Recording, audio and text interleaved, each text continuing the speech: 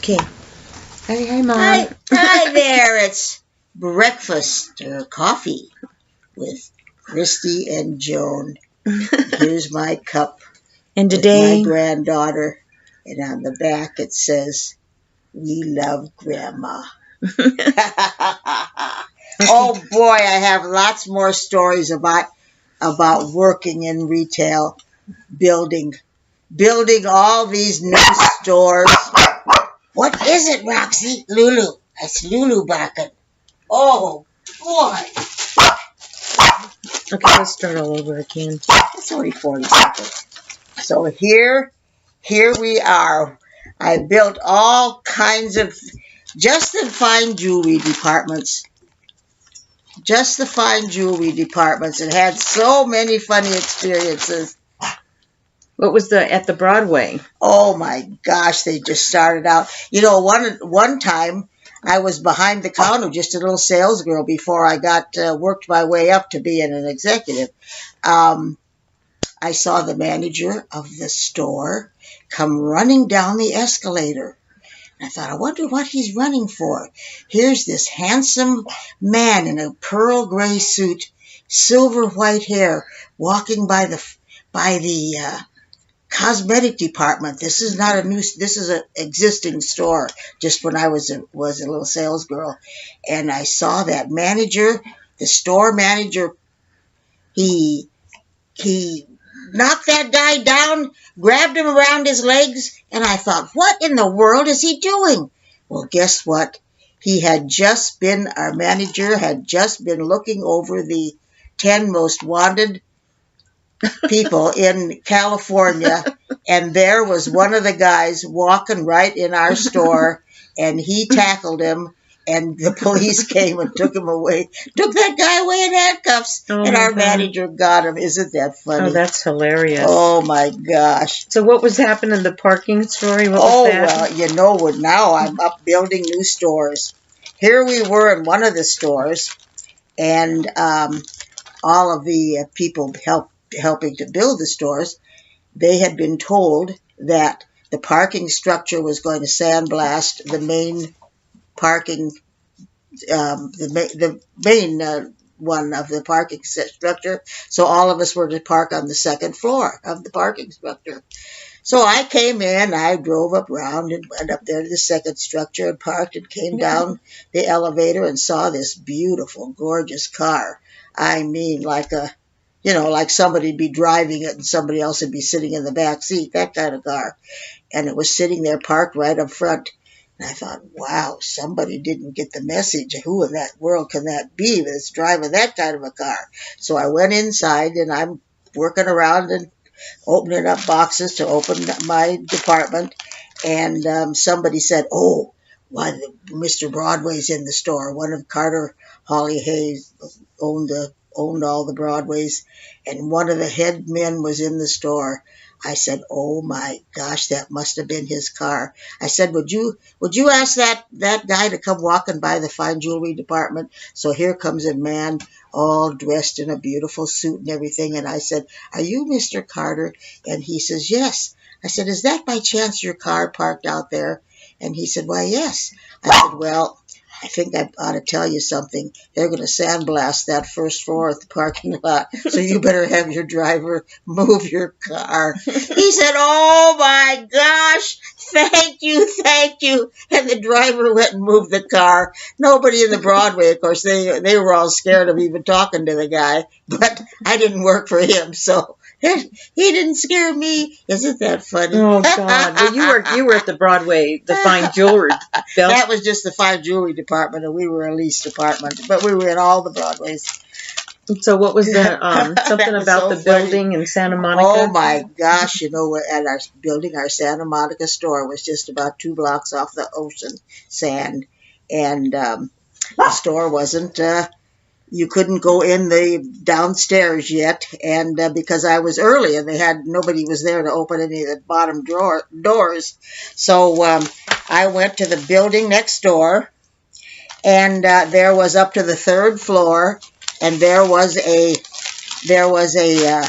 open door and a big piece of wood, big oh, it was probably 6 foot 8 inches wide, piece of wood going across 3 floors up and to the opening into where we're building the Broadway.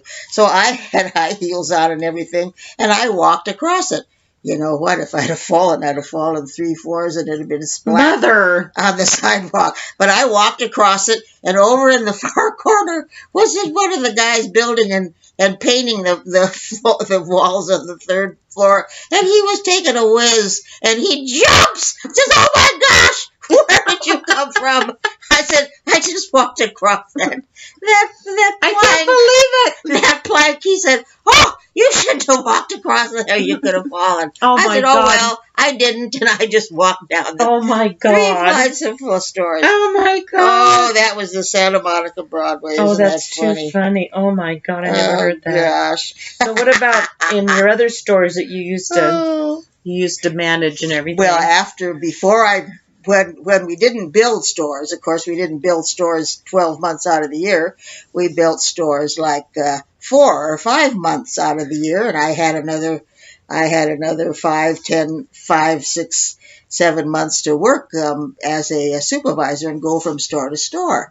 So here I'm driving to our Pearl of the stores in Costa Mesa, beautiful shopping center there, and the Neiman Marcus and everything there. And I drove down. Of course, the stores aren't open yet. This is early. I've come probably about 8:30 in the morning, and the stores are open for business. It's regular. Now, as a supervisor, I'm just checking on all the stores.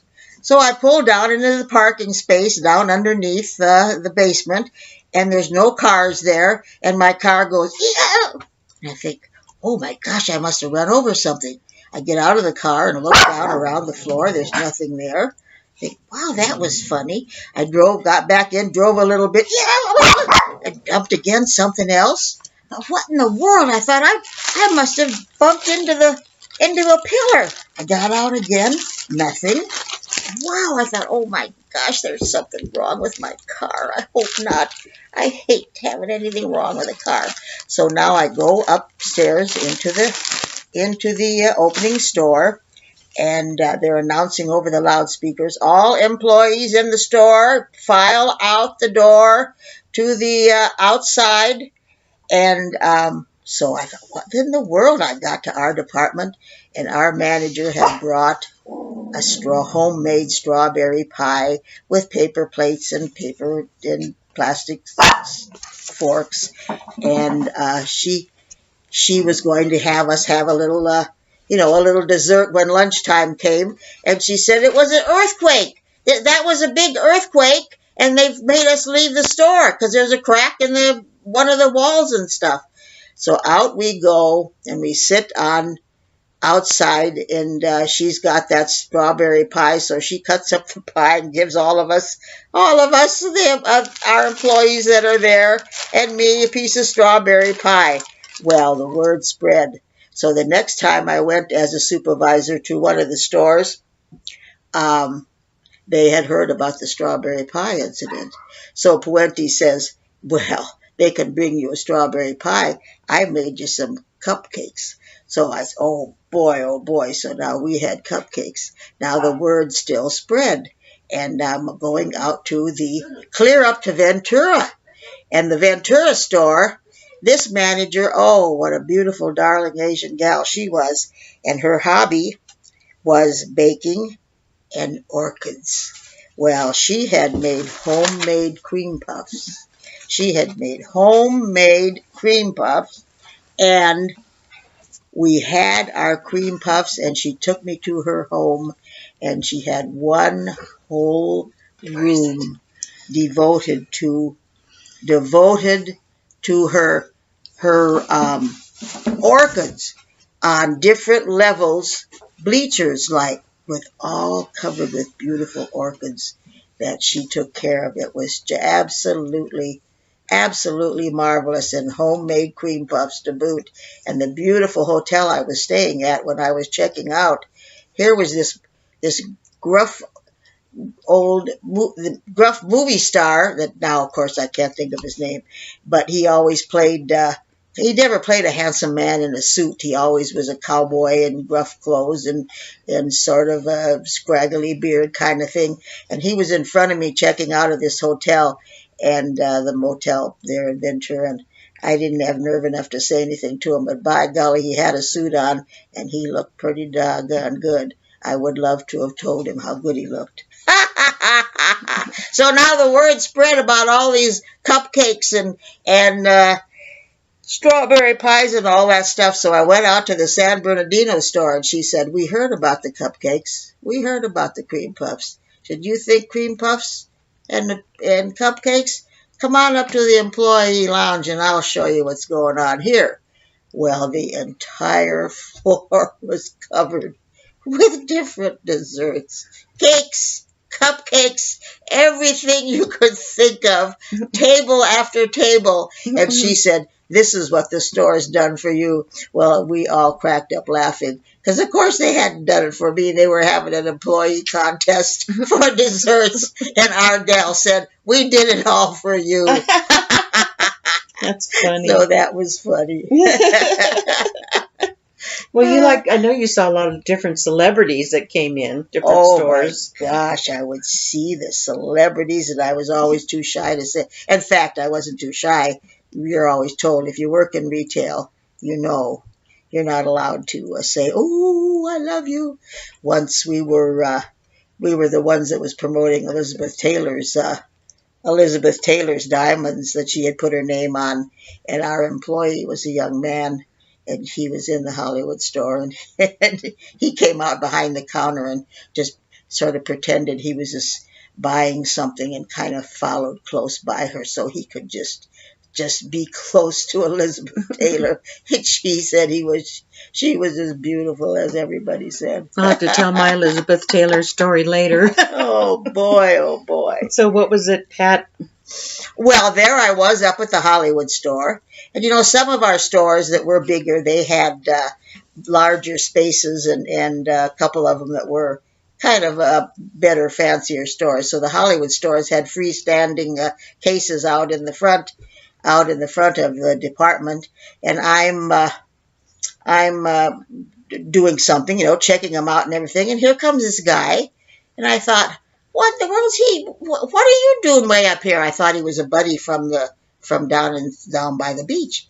And I said, what are you doing way up here?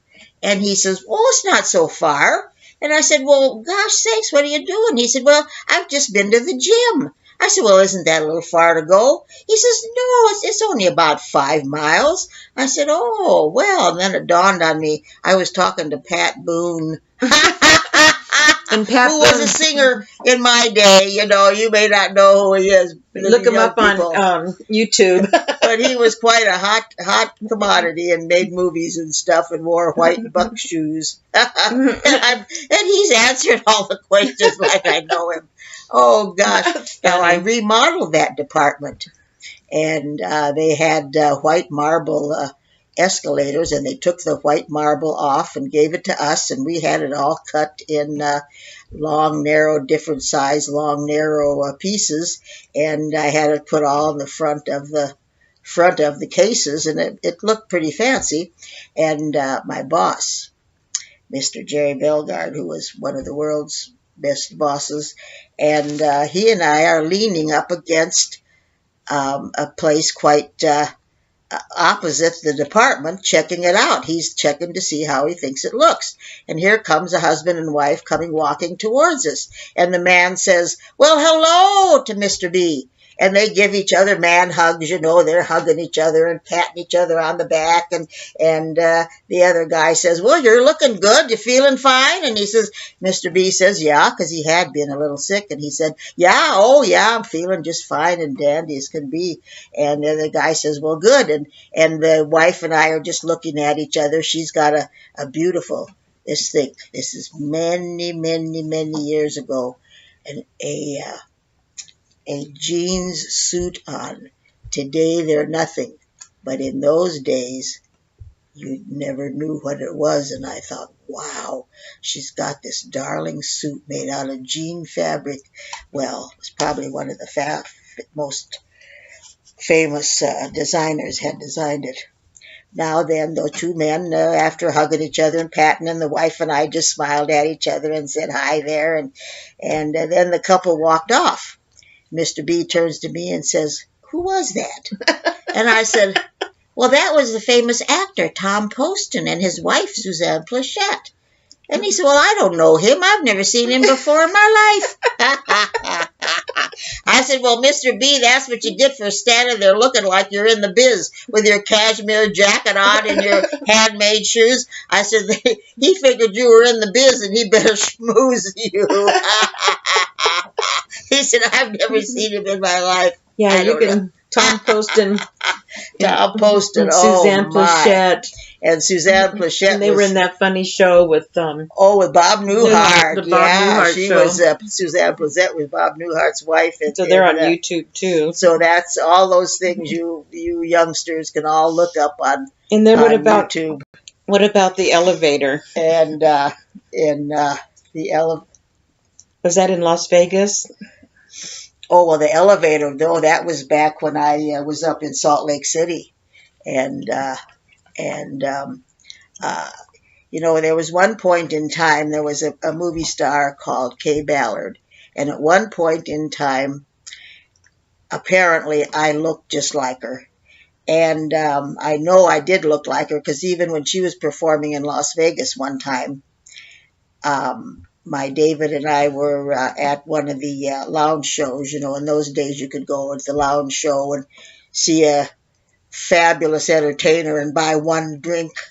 And so the guy playing the piano at this lounge show said, "Oh, we're honored to have Miss Kay Ballard here today."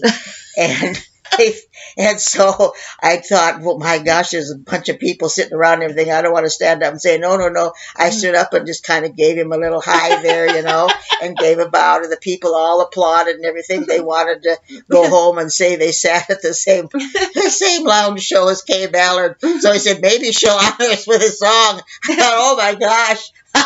I said, no, not today. And so you could have. So that was I told my boss that story, and so now we're up at Salt Lake City going to open a store, and he knew that story, and we were at the biggest, best hotel in Salt Lake City, and the elevator was crowded, and we were the last ones on the elevator facing the doors. And you could hear these two ladies in the back were whispering, and they said, "Oh, look who it is. I wonder what she's doing here. Are you sure it's her?" And the other one said, "Oh, yes, that's her. Wow." And my boss pipes up and said, "Yes, it's her. We're..." And I looked at him, and he said, "We're considering doing a show here." And I gave him a punch in the ribs, and we laughed. It's Kay Ballard. So I guess they really thought I was Kay Ballard. And all these years I wanted to send her a letter and tell her that. And darn it, I wish I had. And she just passed away not too long ago, and I never got to tell her. Oh, well. But she was quite a gal. Look up Kay Ballard. I never saw how I looked like her, but there was a point in time. Well, we just watched that movie, and there was that. I mean, we said, and she was young, and we had the same big smile and everything. And I wore my hair straight, and it was dark, and my hair was the same style as she wore. And at that point, so there was a couple of years there when I looked like her, and of course now I look like the great MM that's passed on. You've heard of MM, haven't you, Christy? Oh yes. Who is it? Marilyn Monroe. No, Minnie Mouse. That's who it is. So Minnie Mouse. So I'm mistaken for her now. So when you were in Las Vegas, what happened? And so who'd you see there? Oh well, in Las Vegas, there were so many stars came to our one store in on Maryland Avenue. That store had been there a long time. I just remodeled it. I didn't open it. It was already opened. And people like Red Skelton came by, said hi to all our girls. And Rip Taylor, that one comedian he was so funny. that used to throw paper up. And he was a funny comedian. He wore a big toupee, and he'd put a scarf underneath the toupee and run it back and forth under his toupee. He was hilarious. Well, he was a funny guy. He did a lot of things on that show called Match Game too, and but old timers, you know, back in the day when I was younger. In the 70s. And he would sit there at the chair there at our diamond department and tell the girls jokes, try them out on our girls that work behind the counter, and to see what they thought about them. And so that was funny. They all did that. Liberace came in and wanted to buy a diamond ring, and I imagine for one of his boyfriends, and but he wouldn't buy it without a discount. So they phoned me and said, "Can I? He won't buy it without a discount." I said, "Okay, give him a discount and write it up on as if it was an employee discount." And he was happy, and he bought that. Obviously, it wasn't for himself. I'm sure it was for one of his friends. Yeah, but I can't believe he saw Red Skelton. I mean, he was the awesomest. Yes, I saw him in person too in Long Beach at the Long Beach Auditorium, and a couple rows away. He was quite a guy. Nothing off color for him. He was pretty funny. His show was so funny. Yes. All the good movies he did. He was just the greatest. Yeah. So what happened with work when you were working really long hours and stuff? Oh, I'm telling you, opening the new mall. Oh, golly, what was the name of that one? Oh, gosh, it was out where all the homes were. Well, people think, oh, boy, you're working in Las Vegas. Oh, how lucky. Boy, you get to go have a really great time. Well, you know, when you're opening a new store, there you are. I'm by myself, and I'm just working from 8 in the morning till 8 at night, and there's no chairs or anything to sit on. You stand up the whole time, and it's really hard, hard job. And so I came home. I'm staying at the MGM, and I come into my room. I've got a green coat on. And I laid on the bed with my hands in my pockets. And I laid on the bed for a minute, and I thought, well, I'm not going to go out and eat. I think I'll just call up room service and get something. I wonder what I should get. And I woke up at 7 in the morning with my hands in the pockets of my coat. I had not moved 1 inch. Oh, my God. So that's the fun stuff you do when you're opening a new store and working in Las Vegas. But you used to decorate them so beautiful. Oh, my God. Boy, oh, boy. All the jewelry all displayed, all beautiful. I remember those corals you had and all that kind of stuff. We really had... beautiful. We really had fun times.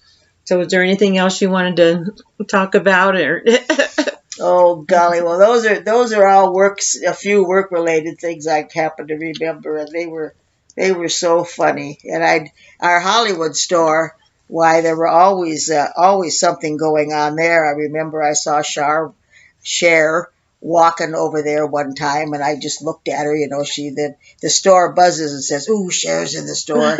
And one time, June Allison, who was married to a fella, big star from the 30s and 40s, 50s, and his name was Dick Powell. He had passed away, but she was walking with her son, and oh my gosh, he was the absolute image of his dad. Just took away my breath. And I would go out that Hollywood store. At that time, that was over in Century City, actually, the Century City store, and but there wasn't a Hollywood one yet, and so I went outside. They would film. They had an outside, looked like a subway that went downstairs to get into the parking space, and they would put a big sign across it as if it was a New York subway. And a lot of the things you see filmed that say Subway on it, that's really in our Broadway going down to the parking lot. And also another funny thing, well, still, anytime you see in Hollywood, it's still got the big Broadway sign. They never took that down. That's right. I hate to burst anyone's bubble, but there was a Broadway at the corner of Hollywood and Vine.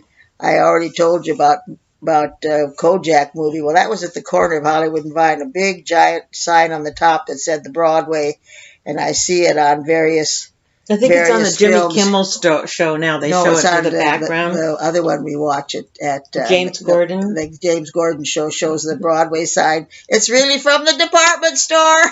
The real Broadway sign. I wonder if he knows that. It's still there. Sure. And so that sign is there. That back in those days there were only 3 Broadways, and there was one in Pasadena and one in Los Angeles, and the one in Pasadena, if somebody was in there and wanted to see a big diamond ring, why the employee would drive it across over down to Pasadena, because there wasn't enough jewelry to cover both stores full of all the big beautiful stuff. They had you carrying like all these thousands of dollars of jewelry in your bag or something. Oh my gosh, I did. Yeah, they had we had in those days mounting programs, and there would be $1 million worth of jewelry in those in just a big can, and then there was some bad guys that found out about it, and they poked the hole in the radiator and of the car of the person carrying it, and I had somebody working with me, and they didn't have the jewelry. I had the jewelry, but those bad guys had, there were 3 of them. And the car, when it got on the freeway, it, of course, had to pull over and stop. And this car pulled up behind him and said, "Oh, can I help you?" Well, they really were the burglar. Oh, wow. The bad guys. But you would carry that jewelry yourself. Well, yeah, I had it.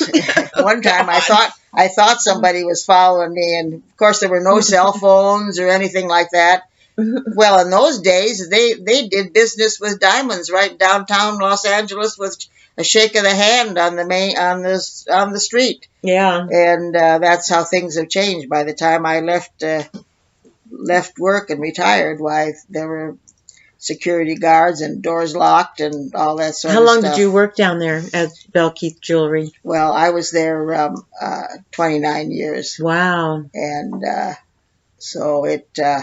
I remember you started as a little sales girl. I started out at 85 cents an hour. 85 cents an hour, and the phone company offered me $1.25. So I was going to go with the phone company, and they found out that I was going to leave and go there. And I went around and did the inventory with them. You did inventory all by hand, writing everything by hand, and so I mentioned it to the supervisor at that time, which was going with us, and said that I was going to leave. Well, you could imagine, a week I was at David's store and doing the inventory, and he told the lady to go to lunch with me and find out where I lived, and so we went up to lunch together, and she questioned me of just, friendly questions. I didn't know she had any ulterior purpose, and I only lived 16 miles from the store, which was within the range that they would let you drive, and so within a week, I was working at the third highest ranked store, which was Anaheim, working for David. And I got $1.50 an hour plus commissions. It pays to open your mouth. And there's David's painting right overhead, over his shoulder. My guy up there. So anyway, so that was the end of that. We were together from that day 30 years. Yeah, wow, and, I love it. Well, there's so many David stories. You already told a bunch of those, but oh my gosh, you aren't kidding. So that was funny. But everybody loved David too. They were all those people that worked for him that were all crazy about him too. Oh, there was so many funny stories happened. Oh my gosh, and so I also saw up there making one of the movies when up there at the Century City Broadway. Why there was Oh, Ephraim Zimbalist. He was in a TV show called the FBI. He had the most beautiful cut brown suit on, and he runs down the cement walkway there and goes down into what the sign says Subway, but of course it really was just the Broadway's going down to the parking lot. And the one directing the show was oh gosh, who was married to Esther Williams? That Oh yeah. he was the director of it, and so I watched him, and I always pictured him as a big tall guy, and I found out so many guys were short, and I didn't know that. I always thought they were huge, tall guys. I know. And so that was so. I watched him do that. Film that movie. That was really. I mean, film that particular show, and it was The really. FBI. That was really fun to see because he's sitting on his chair called director. You know, it didn't say his name; it said director, and he's sitting on that chair and he's directing it. And that was so I watched him do that movie, and then they opened the Beverly Hills store. Why that's what caused all the problems. Why they had to declare a bankruptcy.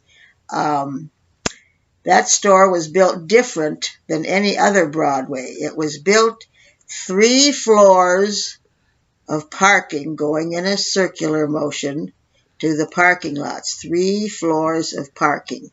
And the department store started on the 4, 5, and 6. 3 floors of the department store. Well, right when the plans were drawn and everything was okayed to build, that's when the big fire at MGM happened and people were killed and everything jumping out the windows and so forth. And so California got all scared and they made them change all the plans for that particular store as if it was to be a live-in store, where of course it wasn't. It was a department store. So they had to raise quickly millions more dollars, which they didn't have. And the head guys, not the owners of the company, but the head guys running it, they put money into junk bonds and lost all the money. So that's what happened. But that Hollywood store was quite fun to go to. Wow. Because you saw that's where all the Hollywood stars would go shopping in there because they knew they weren't ever bothered or anything, and they could get top stuff. Oh yeah, they just live there, you know. And, so anyway, was there any more stories to tell, you think? So that's really fun stories to think of, and some of the fun things that happened to me. And you had all the cute clothes. Everything was always matching. Yes, all the jewelry and gosh. everything. And David bought her. You know, traveling like that, they don't carry the same identical clothes in every store. I'd get something that sold for $150, and I'd get it for $25 on a clearance rack up in some other store that wasn't that the other stores didn't have. And so I had a lot of expensive clothes that I didn't pay those big prices for, but it looked like I did. Oh boy! And when you work in retail, why? When I was up in Quebec, Canada, there at in the cosmetic departments, the girls are wearing the same identical outfits, except they all speak French. And I told the one gal, but they speak English too. If you're real nice to them, why, everybody speaks English. But if you act snotty to them, they pretend they don't understand what you're saying. So I told the gal I worked in a retail, and I said, but I always wanted to get discounts. And she said, well, just wait a minute. She said, this big sale is starting. She went in the back room and brought out a beautiful blouse that said made in Quebec. And she said, this is going on sale, 20% off. She said, next week. And she says, I can let you have it today at 20% off, and you can pretend it's your employee discount. So she gave it to me for a discount. And the same thing happened over in Hawaii. when we went to in the fancy store to buy these beautiful moo-moos, I told the girl I worked in retail, and she said, "Oh," she says, "don't pay this price." She said, "Let me show you where they right down here how to get to where they make them." So so we went over to where they make them and all bought that cost for these beautiful moo-moos. Oh my God! Because one retail gal will help out another retail gal. Right. just like a waitress will help out and will leave a nice tip for another waitress. Right, exactly. I waitress so many places. Yep. But I remember a funny story that you told me about the bagels in New Mexico. Oh my gosh! I opened a store in New Mexico. Why can't I think of the name of the biggest city? Whatever, it doesn't matter. So I opened the store. Albuquerque? Yes, in Albuquerque. Good heavens, Albuquerque, New Mexico. It was the big social event. Even the governor came to our opening. But so out in the mall, they had a bagel store, and I went out there and I ordered a bagel toasted. And she said, "Toasted? What do you mean toasted?" And I said, "A toasted bagel." And they had never heard of anyone toasting a bagel. She called the other employees that worked there and said, "This lady's from California, and she wants to toast the bagel." They all said, "Toast the bagel?" They hadn't heard of making toast a bagel. Can you imagine? So, isn't that funny? Some of my very first foods I ever tasted. My first bagel, my Jewish boss, had me have my first bagel, I think, down at opening the La Jolla store. And when we opened that store, La Jolla, we stayed at a fancy hotel that had once been a place where the older people lived, and downstairs in the downstairs part, they had a jacuzzi, and it was called Therapy Pool.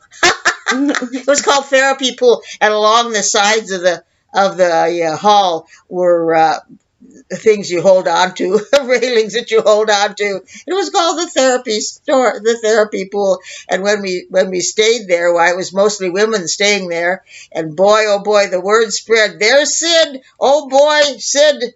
The CEO of the company, he always came down to check on what was going on with these stores, how I was doing with the new stores, and here that one had been, and the word spread. There was a man coming. They thought he was coming to move in. And we went and sat in the Therapy Pool, and it was really just a jacuzzi. Oh my gosh. That's funny. So talking about jacuzzis up there at Salt Lake City, I was staying at a lovely hotel in Murray, and a beautiful sunny day. It was May 5th, and gorgeous sunny day, beautiful flowers in bloom. And when I woke up on May 6th, the entire town was covered in snow, and that's where they grow cling peaches and maraschino cherries, and it ruined all the crops. So for days and days and days, I never got to wear my bathing suit in the jacuzzi. And for the Therapy Pool? Well, up there in Salt Lake City, Salt Lake City. That now they were smart enough to know and it was outdoors. See, so there you go. Oh my gosh! So we didn't have to go in the Therapy Pool. That was in Murray, and I also opened one in Ogden, Utah, and that was when they were filming that television series that was in Japanese. Do you remember the name of it, Christy? Shogun, and it was all part of the language was in Japanese, and you could go to the 7-Eleven, and they would give you a pamphlet, a little booklet that gave you the translations of the Japanese language that they're speaking.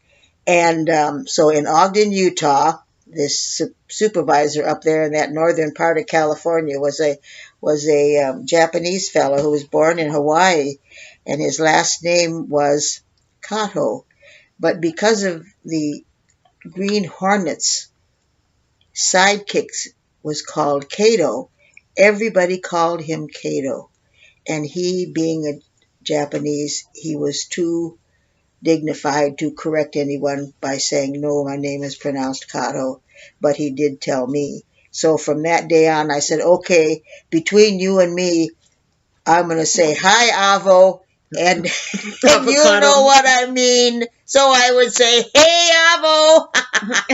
Nobody but he and I knew I was saying avocado. So he being Japanese, I got to see that. I got to see that particular film. That was a television series that went on every day, Shogun. And Tom Cruise. He was able to tell me, it was Tom Cruise, he was able to tell me what was being said in Japanese right then, so I didn't have to get a booklet. And that was also the time when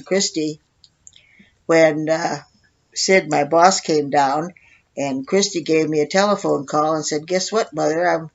They're putting me in the hospital. I've got a big, giant tumor, and it's malignant.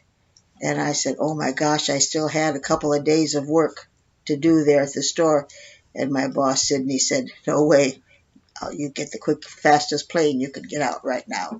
And he sent me home to be with Christy, who, as you can see, as you could tell, pulled through with flying colors. Yes. It was 15 pounds 15 growing on my ovary, but I don't want to stop and talk about that. It's too disgusting. No, but that was when that same thing happened. I was only 30. But we also, that was, every place you go when you're out of town, the locals, you always ask them, where's the best place to eat?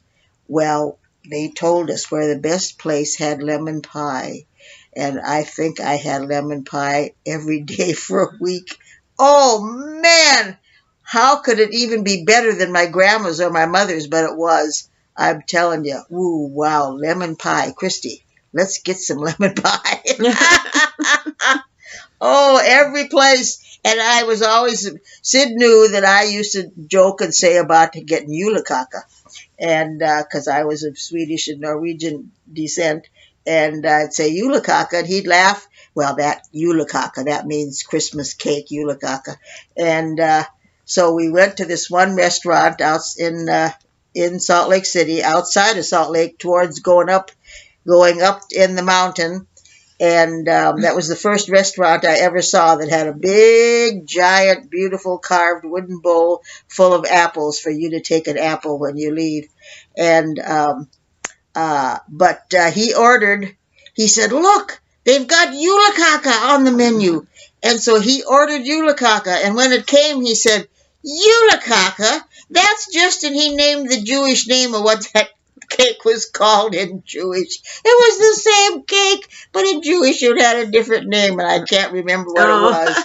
But it was like a white cake with different colored citrine food colors cut into it. So he said, I've been waiting all this time to have some julekaka, and he said it's the same darn thing. Oh, yes, we always found the finest places to eat because the people, the locals would tell us where to go for our food. One time, Mr. Bellegarde came, and we were in this little small. I don't even remember what town it was. I know it wasn't very big, but there was this very fancy restaurant. Big maroon-colored, wine-colored tablecloths on these big round tables, and all those serving things were in sterling silver. And this young man had a beautiful, looked like a coffee pot or a teapot. I don't even know which, but it was silver and had a curly spout that poured out, and it was full of water. And he's refilling the water, and he got kind of excited, and he pulled the teapot back while it was still pouring, and a line of water got on the tablecloth. Well, if it had been anybody else but Mr. Bellegarde, he patted the young man's hand and he said, "Don't worry about it, that's fine."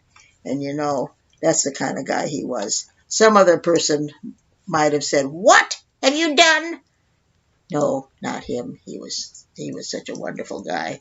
But I remember the look on that young guy's face. He probably was a college student at the local college or something, and he just picked up that water thing to fill our water glasses and didn't straighten it up, and it still kept pouring out the spout. No. Oh gosh, it's a lot of funny things happen. Oh boy.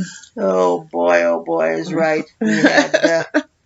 We did. Well, didn't Mr. Bellegarde have like the tennis, something with the tennis? Oh yeah, well that was his son Alan, who was he really didn't want to be in retail, but of course he did end up being in it at the end. But he was also a rated amateur tennis player, and But what about the charity? He took us to a lot of different charities. He was just crazy about David, and the two of them just got along just great. And so we were the only ones that got to go to all these different tennis. They basically tennis charities. I know one of them was headed by Joan Rivers, and a couple of them were headed by Joan Rivers that we went to. And then there was one where I met Robert Wagner. He was one out in the valley, and that was a tennis tournament. But it was for Wings, I think the name of it was. Women that had been abused, and that's where I met Robert Wagner, and he had on his wedding suit, and which I knew it was his wedding suit because I saw pictures of his wedding, and he had the same suit on. So I thought, aha, I got to see Robert Wagner's wedding suit. Oh gosh, all these stars that Treaty Lopez, and oh my goodness, so yeah, we're gonna do a whole one on all the movie stars you saw. Oh boy. So Me that too. was just We both fun. got a giant list of these people we've seen. That was an absolute wonderful company to work for, and I worked my tail off, and they never knew all those hours I put in. I never told them, and I really loved my job, and it was more fun being the boss of myself and not having to have other people. I did a couple of times. I did take a little assistant with me, but say there's 20 cases to design, and an assistant would do one while I did 19. So it really didn't matter for me to take one. Although one more story about opening a store down in San Diego. And I had a beautiful little gal I took along with me as an assistant. Well, come to find out, she was one of the United States' ping pong champions. And there were two young men playing ping pong sitting out there by the patio of the fancy place we're staying at. And she says, "Oh, can I play?" And you see these two men rolling their eyes thinking, "Oh, brother." So here the two guys finished playing, and she played against the winner, of which she beat hands down, but she just played regular ping pong. She didn't do anything fancy. Well, then the one guy looked at the other, "Ha ha ha, the woman beat you." So now then they said, "Okay, then you go ahead and play her." So she goes to play against him, and she's the kind that stands back, 10, 15 feet and hits the ball, and she just punished that guy. I don't think he got. Oh, that's funny. He didn't make 1 point, and because that made her mad that he said something about, "Oh boy, I gotta play against a woman." Oh golly. My God, So that's just some of the many things that happen when you work in retail and you travel. More coming up next time. Okay, I just want to say the date. It's February 23rd, 2019. Oh boy, and tomorrow is the Olympics. The Olympics. The Olympics. The Academy Awards. I've got to lay down and take a pill. The Oscars. No, it's on Sunday. It's tomorrow. Oh, today's Saturday. Okay, see, and it's tomorrow. And so, Christy and I have to get our dresses. We haven't even picked out our dresses yet. Yes, I So know. you'll see us on the red carpet. Bye for now. Okay. Bye. Let me push the thing. Turn it around to you and say goodbye. You say, what, you give it a bye, too. Okay. Bye. Bye. I just got out of the shower.